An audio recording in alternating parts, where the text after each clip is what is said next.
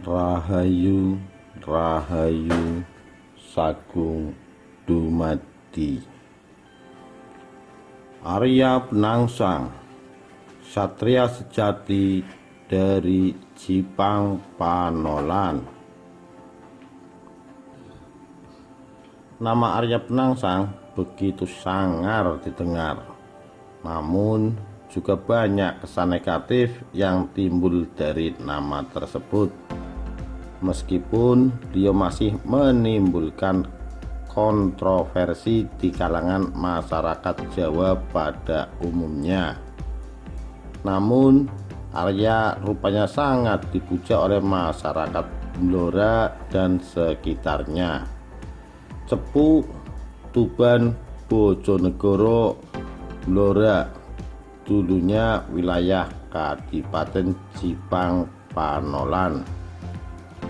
Bagaimana sepak terjang Arya Penangsang, sang penguasa wilayah Jipang Panolan ini? Berikut kisahnya. Menurut Serat Kanda, ayah dari Arya Penangsang adalah Surawiyoto atau Raden Kikin, atau sering disebut juga sebagai Pangeran Sekar. Ia adalah putra kedua Raden Patah, Raja Demak pertama.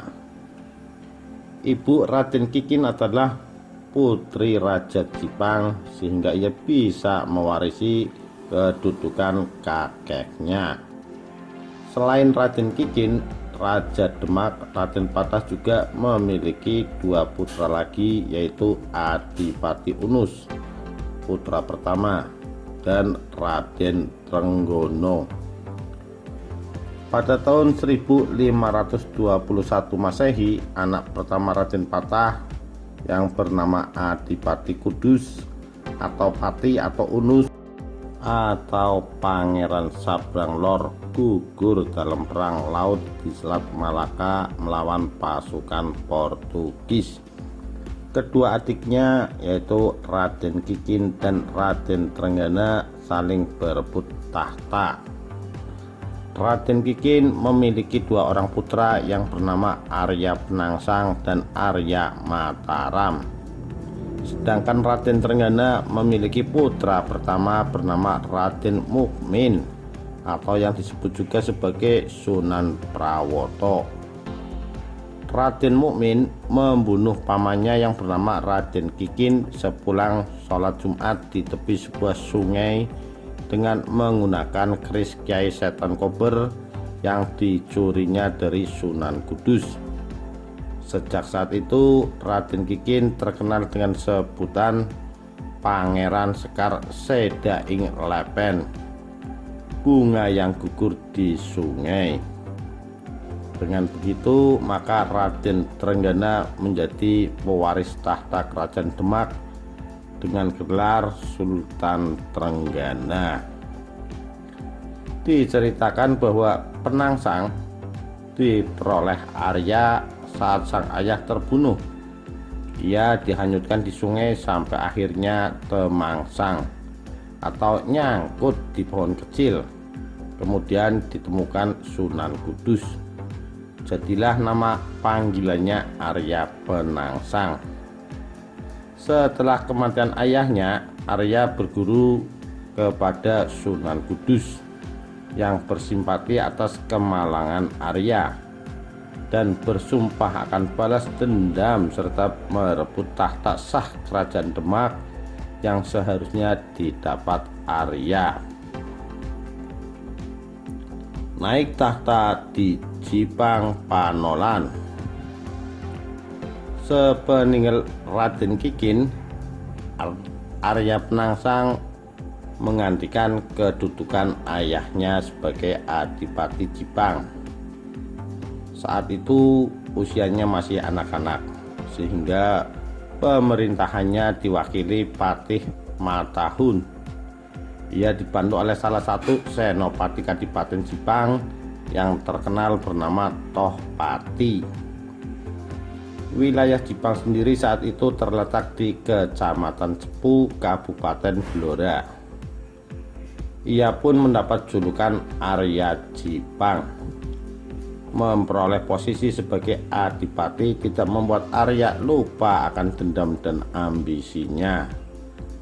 Sambil menjalankan tampuk pemerintahan, ia menyusun kekuatan dengan strategi untuk membalaskan dendam orang tuanya serta untuk merebut tahta di Demak Bintaro. Dendam terbalaskan. Demak Bintaro sedang ada transisi kepemimpinan.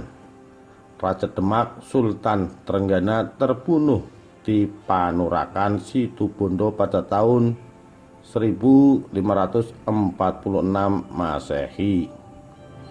Yang menggantikan Sultan Trenggono adalah sang putra Raden Mukmin yang bergelar Sunan Prawoto. Arya melihat peluang emas untuk balas dendam sekaligus merebut tahta Demak. Arya meminta dukungan Sunan Kudus dan akhirnya pada tahun 1549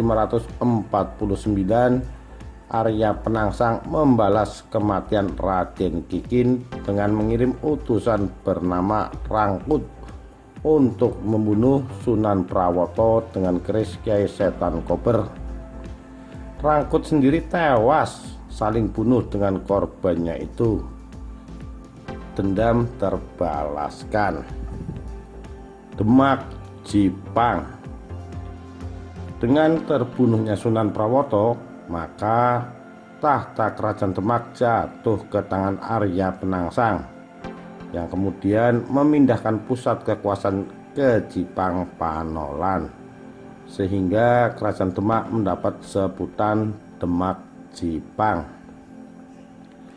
Hari-hari pertama pemerintahan, Arya Penangsang langsung mendapat protes keras dari Jepara yang diwakili oleh Pangeran Hadiri dan Ratu Kalinyamat sebagai penguasa daerah tersebut. Mereka yakin bahwa pergantian kekuasaan Demak tidak sah karena terjadi pembunuhan terhadap Sunan Prawoto oleh seseorang utusan Arya Penangsang. Mereka punya bukti kuat dan akan menyampaikan protesnya kepada Sunan Kudus. Mereka datang ke Kudus meminta pertanggungjawaban. Namun jawaban Sunan Kudus bahwa Sunan Prawoto mati karena karma. Pernyataan Sunan ini membuat Ratu Kalinyamat kecewa. Ratu Kalinyamat bersama suaminya pulang ke Jepara. Di tengah jalan mereka diserbu anak buah Arya Penangsang. Ratu Kalinyamat berhasil lolos, sedangkan suaminya yang bernama Pangeran Hadiri terbunuh. Hal ini menyebabkan adipati-adipati di bawah Demak memusuhi Arya Penangsang. Salah satunya adalah Adipati Pajang, Joko Tingkir. Persaingan dengan Joko Tingkir. Untuk menguasai tanah Jawa seutuhnya, Arya perlu menyingkirkan salah seorang penguasa daerah Pajang, yaitu Hadiwijaya atau Joko Tingkir, yang belakangan mengambil sikap bermusuhan. Hadiwijaya sendiri merupakan menantu dari Sultan Trenggana yang menjadi adipati di wilayah Pajang. Sebagai langkah pertama, Arya Penangsang menyuruh 4 utusan abdi kepercayaannya membunuh Hadiwijaya dengan cara menusuknya dengan keris setan kober. Namun keempat utusan itu dapat dikalahkan Hadiwijaya dengan dipulangkan secara hormat, bahkan diberi hadiah pakaian prajurit oleh Hadiwijaya. Dengan keris setan kober berhasil direbut oleh Hadiwijaya. Sesampainya di Jipang, para utusan itu segera menghadap Arya Penangsang. Mereka segera melaporkan tentang kegagalan tugasnya. Betapa marah Arya Penangsang ketika kedua orang itu mengatakan bahwa atas kemurahan hati Hadiwijaya mereka dimaafkan dan bahkan diberi anugerah berupa seragam keprajuritan dan keris pusaka. Arya Penangsang merasa sangat tersinggung dan terhina oleh perlakuan Hadiwijaya. Setelah peristiwa pembunuhan yang gagal itu, situasi permusuhan antara Sultan Hadiwijaya dan Arya Penangsang pun memuncak. Sunan Kudus mengusulkan agar Arya Penangsang mengundang Hadiwijaya ke Jipang untuk dilakukan perundingan damai, sekaligus meminta kembali keris Kiai Setan Kober yang sementara ditahan oleh Hadiwijaya. Hadiwijaya menyanggupi. Diam-diam Sunan Kudus telah menyiapkan kursi yang diberi ajian Raja Kalacakra. Ajian tersebut menyebabkan orang yang mendudukinya menjadi sial selama 40 hari. Kursi tersebut dialamatkan tentunya buat Hadiwijaya. Pertemuan diatur, kedua belah pihak bertemu dengan ditengahi Sunan Kudus. Apa mau dikata, dasar Arya orang dengan temperamen emosi dan tidak sabaran. Ia malah dijebak oleh Hadiwijaya supaya menduduki kursi sial tersebut. Gagal sudah rencana Arya Penangsang dan Sunan Kudus. Pemberontakan Pajang. Dalam perjalanan pulang ke Pajang, rombongan Adipati Pajang Hadiwijaya singgah ke Gunung Danaraja tempat Ratu Kalinyamat bertapa. Ratu Kalinyamat mendesak Hadiwijaya agar segera membunuh Arya Penangsang. Lalu dirinya yang mengaku sebagai pewaris tahta Sunan Prawoto, sang ratu berjanji akan menyerahkan Demak dan Jepara jika Hadiwijaya menang. Hadiwijaya segan memerangi Arya Penangsang secara langsung karena merasa dirinya hanya sebagai mantu keluarga Demak. Maka diumumkanlah sayembara. Barang siapa dapat membunuh Arya Penangsang tersebut akan memperoleh hadiah berupa tanah, Pati, dan Mataram. Kedua kakak angkat Hadiwijaya, yaitu Ki Ageng Pemanahan dan Ki Panjawi, mendaftar sayembara itu. Demikian juga putra kandung Ki Ageng Pemanahan yang bernama Sutawijaya ikut pula mendaftar dalam sayembara. Oleh karenanya Hadiwijaya menyiapkan pasukan Pajang dan memberikan tombak Ki Pleret untuk membantu Ki Ageng Pemanahan dan putra kandungnya yaitu Sutawijaya untuk mengalahkan Sultan Demak kelima Arya Penangsang. Kabar tersebut terdengar oleh Arya Penangsang. Ia meminta pendapat Sunan Kudus untuk melawan orang-orang Pajang. Arya melakukan tapak 40 hari untuk menghilangkan Raja Kalacakra yang sebelumnya mengenai dirinya. Sunan Kudus menyiapkan benteng pertahanan berupa galian menyerupai sungai yang melingkari pusat pemerintahan Jipang, yang kemudian diisi air dari Sungai Bengawan Solo. Galian ini kemudian terkenal menjadi Bengawan Sore. Tak lupa Sunan Kudus juga memberikan ajian di Bengawan Sore.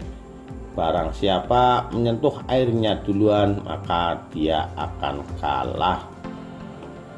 Jalannya pertempuran dan gugurnya Arya Penangsang.